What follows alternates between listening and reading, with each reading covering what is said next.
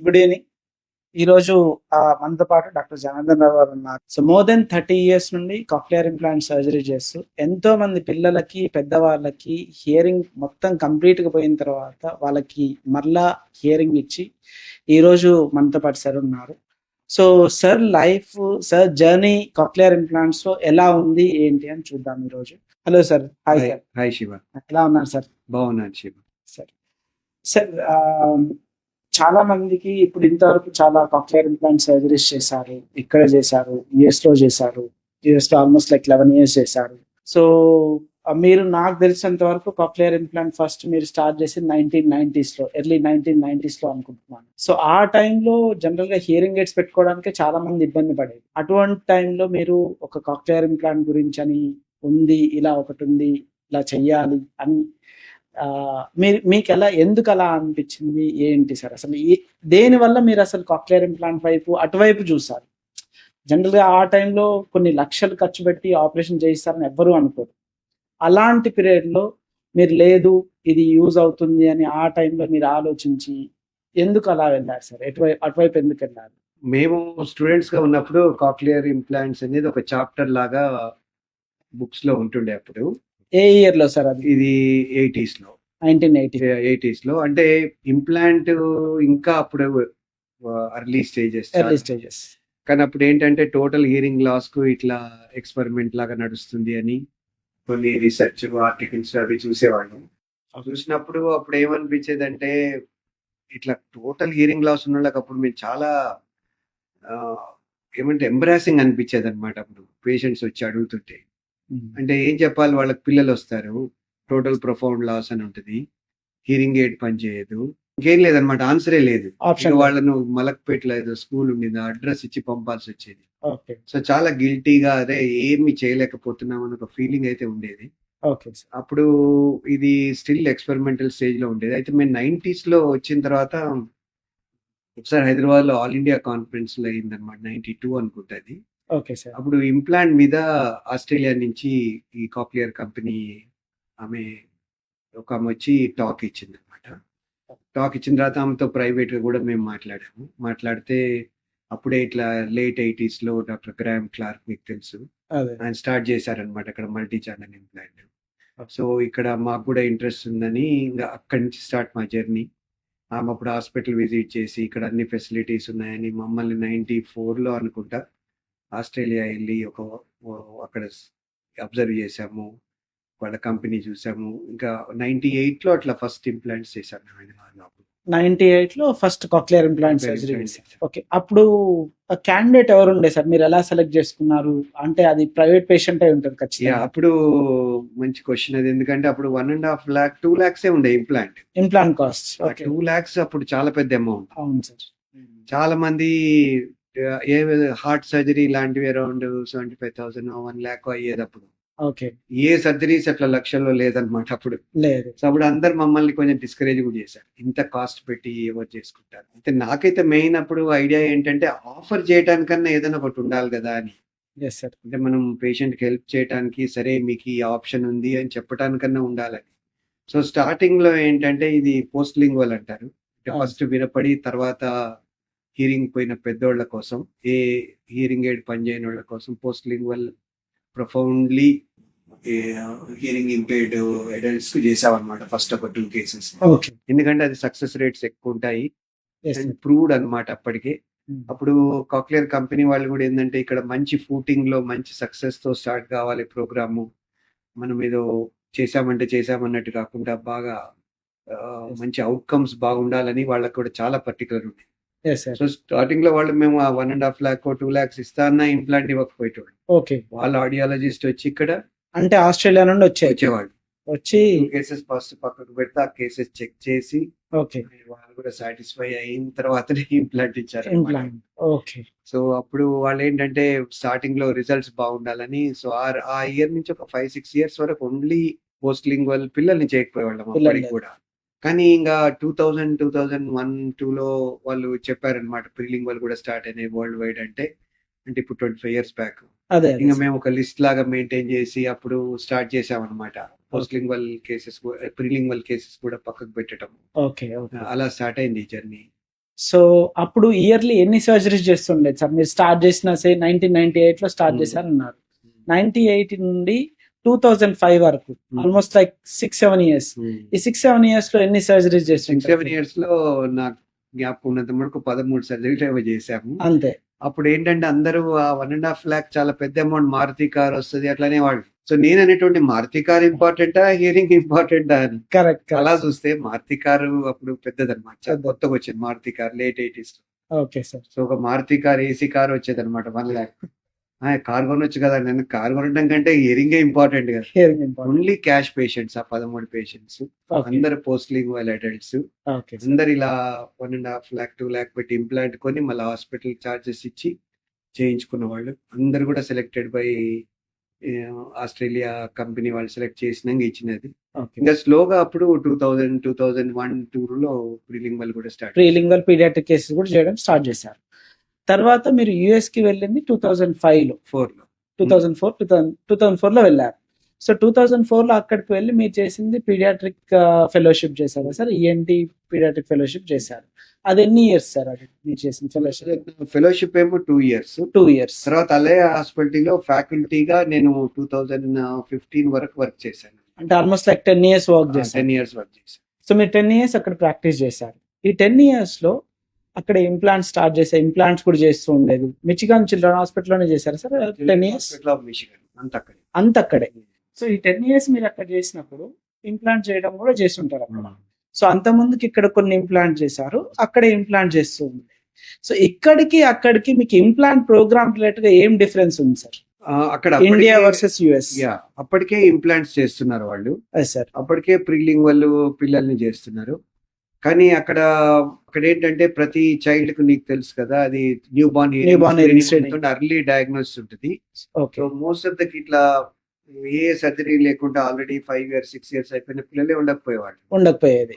So అంటే early identification ఎక్కువ ఉండేది. ఎర్లీ ఐడెంటిఫికేషన్ అండ్ అప్పటికే చాలా advanced paediatric audiology department, paediatric implants. కానీ నెంబర్ వాళ్ళది మనలాగా అట్లా 100s అట్లా ఎప్పుడు ఉండకపోయేది. ఎవ్రీ ఇయర్ రెగ్యులర్ గా ఎవ్రీ మంత్ ఒక 2 surgeries 1 surgery అట్లా అయ్యేవన్నమాట. బట్ యంగెస్ట్ బేబీస్ ఉండేది. యంగ్ బేబీస్ ఎక్కువ ఉండేది. అప్పటికే చాలా అడ్వాన్స్డ్ వాళ్ళు, అన్ని కంపెనీ ఇంప్లాంట్స్ రెడీగా స్టాక్ పెట్టుకునే వాళ్ళు. ఓకే. అండ్ దాని ఒక రొటీన్ సర్జరీ లాగా అప్పటికే అక్కడ, ఇప్పుడు మన దగ్గర ఎలా అయితే అయిందో, అంటే అప్పుడు ఆ రోజుల్లో ఏంటంటే ఇంప్లాంట్ చేస్తున్నాం అంటే ఎంతో పెద్ద విషయం అనమాట. అక్కడ అలా కాకుండా రొటీన్ సర్జరీ లాగా ఉంటుంది. మన దగ్గర కూడా అలానే రొటీన్ పట్టించుకోరా ఇంప్లాంట్ అవుతుంది అంతే, అంతకుమించి. Okay sir. సో అప్పుడు మీరు అక్కడ 2005 ఆ టైంలో చేసినప్పుడు యూనిలేటరల్ చేసిందా బయోలేటరల్ చేసిందా సార్ అక్కడ? ఎక్కువ యూనిలేటరలే. బయోలేటరల్ అప్పటికి FDA అప్రూవల్ లేదు. మెనింజైటిస్ అట్లాంటి కేసెస్ కే బయోలేటరల్ ఉండేది. ఓకే. బయోలేటరల్ నాకు జ్ఞాపకం ఉన్నంత వరకు 2011 or 12 అట్లేదో ఆ టైంలో మేము ఎండింగ్ లో వచ్చింది FDA అప్రూవల్. Okay sir. అక్కడ బయోలేటరల్ కూడా పోస్ట్ మెనింజైటిస్ కూడా చాలా కేసులు చేసాం, 5-6 కేసులు చేసినట్టు జ్ఞాపకం. సో పోస్ట్ మెనింజైటిస్ అయితేనే బయోలేటరల్, అదర్వైజ్ యూనిలేటరల్. సో 2010-11 నుండి మీరు ఎక్కువ బయోలేటరల్. నేను వచ్చే ముందే ఇంకా బయోలేటరల్ రెగ్యులర్ గా కాటన్ కూడా మొదలైంది. ఓకే.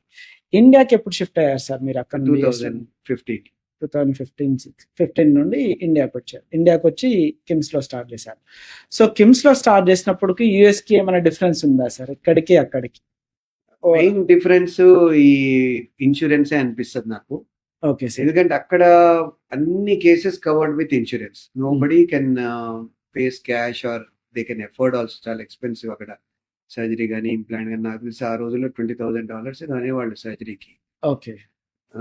సో ఇంప్లాంట్ సర్జరీ కాక. సో అందరు ఇన్సూరెన్స్ పెయిడ్ కాబట్టి వన్స్ డయాగ్నోజ్ అయితే children special health care schemes అని వాళ్ళకు ఉంటాయి స్కీమ్స్. సో ఫ్రీగా ఇంప్లాంట్ ఇచ్చారు. అన్ని ఫ్రీగా ఇంప్లాంట్, బయోలేటరల్ ఇంప్లాంట్ అయినా ఫ్రీ, ఇన్లెటరల్ అయినా ఫ్రీ, థెరపీ ఫ్రీ, అన్ని సర్వీసెస్ ఫ్రీ అంటే ఇన్సూరెన్స్ కవర్ అవుతుంది. సో అక్కడ ఈ ఫైనాన్షియల్ కౌన్సిలింగ్ అవసరం ఉండదు. అంతా ఇన్సూరెన్స్ అప్రూవల్ ఉందా లేదా చూసుకోవటం, అందరికి అప్రూవ్ చేసేవాళ్ళు ఆటోమేటిక్ అది. సో ఇలా చూసుకుంటే మీరు number of cases, youngest babies మీరు యుఎస్ లో ఎక్స్పీరియన్స్ కాబట్టి, మీరు ఇండియాలో చూసినప్పుడు కేసెస్ ఈవెన్ నౌ లాస్ట్ 2016 నుండి ఇప్పటి వరకు దాదాపుగా 6-7 years or 8 years లో ఇక్కడ ఉండే మీరు పిల్లలను చూసి సర్జరీ చేసిన ఏజ్ చూసుకుంటే యుఎస్ లో ఉన్న ఏజ్ తో చూస్తే ఎర్లీ ఇంటర్వెన్షన్ ఇక్కడ బెటర్ గా ఉందా, అక్కడ బెటర్ గా ఉందా సార్? మీకు average number of age, A age range లో ఇంప్లాంట్ అవుతుంది, సర్జరీ ఏజ్ రేంజ్ లో అవుతుంది, ఇక్కడికి అక్కడికి ఏమైనా డిఫరెన్స్ అనిపిస్తుందా? ఎప్పుడైనా అక్కడే బెటర్ ఉంటుంది. ఎందుకంటే న్యూ బార్న్ హియరింగ్ స్క్రీనింగ్ ఉండటం వల్ల, ఇన్సూరెన్స్ కవరేజ్ వలన parents also once they get you ఇంకా యాక్సెప్ట్ చేస్తారు కదా, డయాగ్నోసిస్ Yes, యాక్సెప్ట్ sir. అయినాక సర్జరీ ప్లాన్ చేస్తారు. 2 years లోపే అయ్యేవి మెజారిటీ సర్జరీస్ ఆ రోజుల్లోనే, 10 years back. 10 years back. అయితే ఇప్పుడు మన దగ్గర కూడా చాలా ఎర్లీగా అవుతున్నాయి సర్జరీస్. బట్ బట్ ఇంకా కూడా మనం 3 year old 4 year old ఎంతో మంది పిల్లల్ని చూస్తుంటాం సర్జరీ కాని వాళ్ళని. డిలేడ్ డయాగ్నోసిస్, డిలేడ్ ఇంటర్వెన్షన్ అక్కడికంటే ఇక్కడ ఎక్కువ డెఫినెట్లీ. Yes sir. అండ్ మీరు 1, 2, 3 రూల్ అని ఉంటుంది కదా సార్. సో 1, 2, 3 రూల్ చూసుకుంటే ఒకసారి అది ఎక్స్ప్లెయిన్ చేస్తారా సార్? What is 1, 2, 3? మేము అక్కడ ఉన్నప్పుడు 136 రూల్ ఉండింది. Yes sir. ఇప్పుడు అది 136 రూల్ ఏంటంటే ఇప్పుడు 1, 2, 3 అయింది. ఫస్ట్ మంత్ లోపు డయాగ్నోసిస్ కావాలి, 3rd month లోపు డయాగ్నోస్ కన్ఫర్మ్ కావాలి, 6 months లోపు ఇంటర్వెన్షన్ కావాలని 136 రూల్ ఉండే. Yes sir. దాన్ని ఇప్పుడు 1, 2, 3 చేశారు. ఫస్ట్ మంత్ లోపు సస్పెక్టెడ్ కేసు అన్ని లిస్ట్ అవుట్ కావాలి. బై 2nd month వాళ్ళకి కన్ఫర్మ్ చేసుకొని Diagnosis చేయాలి. 3rd month కు ఇంటర్వెన్షన్ స్టార్ట్ చేయాలి. ఓకే. సో ఇప్పుడు అది కంపేర్ చేసుకుంటే ఇండియాలో చూసినట్లయితే మీరు ఇప్పుడు రెగ్యులర్ గా లాస్ట్ 7-8 years నుండి రెగ్యులర్ గా సర్జరీ చేస్తున్నారు. సో ఆ సర్జరీస్ తో కంపేర్ చేసినట్లయితే ఇప్పుడు 1, 2, 3 రూల్ ఇక్కడ ఇండియాలో ఎలా ఉందనుకున్నారు సార్? అంటే ఐడెంటిఫికేషన్ కానివ్వండి, అంటే ఎర్లీ యంగెస్ట్ ఏజ్, ఏ ఏజ్ లో ఇంప్లాంట్ చేశారు, అండ్ ఏ ఏజ్ లో రెగ్యులర్ గా అవుతూ ఉంటాయి సార్? ఎక్కువ ఏ ఏజ్ లో వస్తుంటాయి ఇక్కడ మీ దగ్గర? మన దగ్గర youngest implant around 8 months. 8 months. Yes sir. ఇప్పుడు బాగా స్పెషల్లీ ప్రైవేట్ కేసెస్ లో చాలా ఎర్లీ డయాగ్నోసిస్, ఎర్లీ ఇంటర్వెన్షన్ అవుతుంది. సో నేను అనుకోవటం యావరేజ్ ఏజ్ 1 to 1.5 year లోనే చాలా మంది చేయించుకుంటున్నారు. బిలో 1 year కూడా 9 months చాలా చేసాం మనం, 9 months age. But poor socio economic factors కానీ, అవేర్నెస్ లేకపోవటం వల్ల కానీ, ఫైనాన్షియల్ కన్సిడరేషన్స్ అండ్ ఈ స్కీమ్ ఫార్మాలిటీస్ అన్ని వలన వాటికి ఇంకా కూడా ఆ సెగ్మెంట్ ఆఫ్ పాపులేషన్ కి ఇప్పటికి కూడా అరౌండ్ 2 to 3 years అనే చెప్పొచ్చు యావరేజ్ ఏజ్ ఆఫ్ ఇంప్లాంటేషన్. అది ఇంకా ఇంప్రూవ్ అయితే బాగుంటుంది, బిలో 2 అయితే. Okay sir. ఇప్పుడు మీరు ఎన్నో సర్జరీస్ చేశారు సార్. ఎన్ని సర్జరీస్ లో మీరు మీ ఆల్మోస్ట్ లైక్ ఈ 30-35 years of experience cochlear implants లో complicated or most complex case అంటే ఏదైనా ఉందా సార్ స్పెసిఫిక్ గా? ఎందుకులే ఉంటాయి, కాంప్లికేషన్ లేకుండా సర్జరీసే కావు. బట్ ఇన్సిడెంట్స్ చాలా తక్కువ. అంటే నువ్వు అన్నట్టు ఇప్పుడు ఇన్నేళ్ల నుంచి చేస్తున్నా కదా, హైలీ కాంప్లికేటెడ్ కేసెస్ చాలా కొన్ని అనమాట. చేతుల మీద నాకు నోటికి జ్ఞాపకం అట్లా వందలు చేసినా కానీ ప్రాబ్లీ కాంప్లికేషన్స్ తక్కువ. ఇప్పుడు చాలా మంది పేరెంట్స్ ఉండే డౌట్ ఏంటి అని అంటే ఇంప్లాంట్ అయిన తర్వాత ఇంప్లాంట్ ఫెయిల్యూర్స్, వీటి గురించి ఎక్కువ డౌట్స్ ఉంటాయి. ఫెయిల్యూర్ రేట్ ఎంత ఉండొచ్చు సార్ కాక్లియర్ ఇంప్లాంట్ ఓవరాల్ గా? మీరు I think it's less than 1%. Suppose ఒక 100 cases చేస్తే less than 1% ఫెయిల్యూర్ ఛాన్స్ ఉంటుంది. అండ్ ఈవెన్ మేజర్ కాంప్లికేషన్ కూడా అంతే. మైనర్ కాంప్లికేషన్స్ లైక్ ఫీవర్ అవి అట్లాంటివి అది వేరు. బట్ మేజర్ కాంప్లికేషన్స్, ఇంప్లాంట్ తీసేయాల్సి వచ్చేటివి, లేకుంటే మెనింజైటిస్ లాగా వచ్చినాయి, అవన్నీ కూడా less than 1%. మీరు ఒకవేళ కనుక ఎవరైనా సరే పేరెంట్ కాక్లియర్ ఇంప్లాంట్ చేయించుకోవాలి అని అనుకున్న వాళ్ళకి మీరు ఇచ్చే సజెషన్స్ ఏంటి sir? So example baby identify at the age of around 4 months అప్పుడు ఐడెంటిఫై అయింది, 3 months అప్పుడు ఐడెంటిఫై అయింది. సో ఐడెంటిఫై అయిన వాళ్ళకి పేరెంట్స్ కి మీరు ఇచ్చే గైడెన్స్ ఏంటి sir cochlear implant related? First thing surgery గురించి భయపడాల్సిన పని అయితే లేదు. ఎందుకంటే ఈ సర్జరీ కాంప్లికేషన్స్ అవి చూస్తే comparable with any other regular surgeries like tonsillectomy, nose surgeries ఎన్నో చేస్తుంటాం కదా, టింపెనోప్లాస్టీ. ఆ సర్జరీస్ కంటే ఎక్కువ కాంప్లికేషన్స్ ఏముండవు ఈ సర్జరీ. సో సర్జరీ ఆస్పెక్ట్ భయపడాల్సిన అవసరం లేదు కాబట్టి. అండ్ ఇన్నాళ్ళ రిసర్చ్ లో మన ఎక్స్పీరియన్స్ లో తేలింది ఏంటంటే ఎంత ఎర్లీగా చేస్తే అంత బాగుంటాయి రిజల్ట్స్. సో సర్జరీ గురించి వరీ కావాల్సింది ఎంత యంగ్ చైల్డ్ అయినా కాబట్టి వీలైనంత తొందరగా వన్స్ డయాగ్నోసిస్ కన్ఫర్మ్ అయ్యి హీరింగ్ ఎయిడ్ వర్క్ చేయదు అని తెలిస్తే వీలైనంత తొందరగా చేయించింది నయం. అది ఫస్ట్ థింగ్. సెకండ్ థింగ్, ఎప్పుడు 2 years better than 1 year. So bilateral వీలైతే both years చేయించింది. అన్లెస్ ఇక స్పెషల్ కేసెస్, కోమార్బిలిటీస్ ఉంటే వేరు. అన్ని నార్మల్ ఉంటే మటుకు యాజ్ ఎర్లీ యాజ్ పాసిబుల్ 2 చెవులు చేస్తే ఆ చైల్డ్ నార్మల్ చైల్డ్ లాగా, మన ఏం అదే కదా, పేరెంట్స్ ఏం అదే, మన ఏం అదే. ఏంటంటే ఈ చైల్డ్ ఈ హ్యాండిక్యాప్ లేకుండా అందరిలాగా ఉండాలని చెప్పి, ఆ పర్టికులర్ హియరింగ్ హ్యాండిక్యాప్ లేకుండా. సో అలా కావాలంటే వీలైనంత ఎర్లీ ఇంటర్వెన్షన్ అండ్ వీలైనంత వరకు బయోలాటరల్ ఇంటర్వెన్షన్, డెఫినెట్లీ అవుట్కమ్స్ చాలా సుపీరియర్ ఉంటాయి. ఇంకా మీరేమైనా చెప్పాలనుకుంటున్నారు సార్? ఏం లేదు, ఇప్పుడు దీనివల్ల అడ్వాంటేజెస్ ఇంప్లాంట్ అడుగుతుంటే 30 years బ్యాక్ ఇప్పటికి ఏంటంటే Yes, sir. మేజర్ డిఫరెన్స్, అప్పుడు సెన్సరీ న్యూరల్ లాస్ ఉంటే Yes, మేము sir. హెల్ప్లెస్ ఉంటాం అనమాట పేషెంట్స్ విషయంలో. ఇప్పుడు ఈ పిల్లలకు కానీ అడల్ట్స్ కానీ we have something to offer అనమాట, మనీ పక్కకు పెట్టేసాయి. Yes, and sir. ఫార్చునేట్లీ అది కూడా అడ్వాంటేజ్ ఏంటంటే ఎన్నో స్కీమ్స్ ఉన్నాయి, ఎంతో మంది ఎన్జిఓ ఆర్గనైజేషన్స్ ఉన్నాయి. Yes, sir. సో మనము నో అనకుండా అందరికీ హెల్ప్ చేయగలుగుతున్నాం, అదొక పాజిటివ్ ఆస్పెక్ట్. Yes, sir. ఎందుకంటే కొంతమంది అంటుంటారు, ఓ ఈ సర్జరీ ఎవరో కొంతమందే కదా చేయించుకునేదని. అలాగా Yes. ఏ డబ్బులు లేని వాళ్ళకి కూడా సర్జరీస్ అవుతున్నాయి. ఎంతో మంది మంచిగా మాట్లాడుతున్నారు, నార్మల్ స్కూల్కి వెళ్తున్నారు పిల్లలు. సో అదొక్కటి పాజిటివ్ టర్న్ ఆఫ్ మా కెరియర్ లో. నాకు గర్వంగా ఏంటంటే ఒకప్పుడు ఇట్లాంటి సర్జరీస్ ఇంత సక్సెస్ఫుల్ గా చేయగలుగుతామని అనుకోలేదు.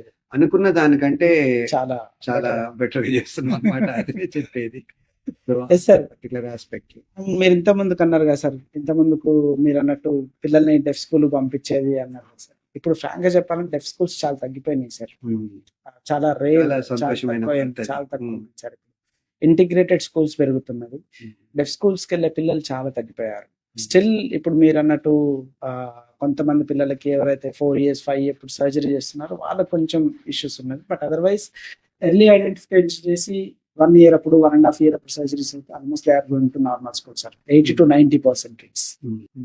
మంచి టర్న్ ఆఫ్ ఈవెంట్స్ ఏంటంటే మా లైఫ్ టైమ్ లోనే ఇంత ఇంప్రూవ్మెంట్ ఉంటుంది Changes. ఫీల్డ్ అని అనుకోలేదు అనమాట. ఓకే, అలాంటిది అయినందుకు చాలా సంతోషం. Thank you sir. Thank you so much sir. Thanks. Thank you sir.